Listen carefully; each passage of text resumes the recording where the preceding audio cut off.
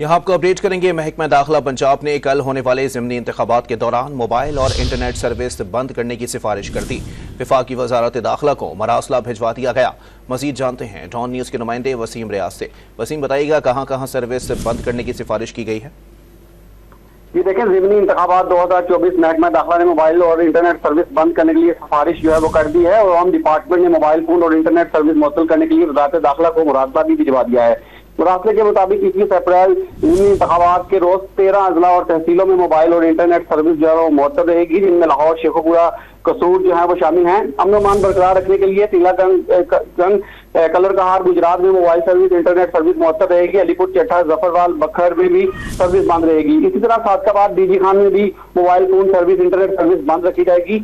ये खास की काफी chief secretary Punjab, IG Punjab, chairman PTA को भी इरसाल कर दी गई है। CCP लाहौर और मुतल्लिका कमिश्नर और दीगर अफसरान को भी ये खत जो है भिजवा दिया गया है। तमाम अफसरान को इस हवाले से वाज़ेह हिदायत जो है वो कर दी गई है।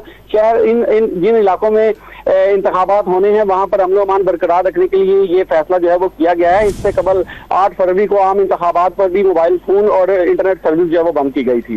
जी, बहुत शुक्रिया वसीम रियाज अपडेट करने के लिए।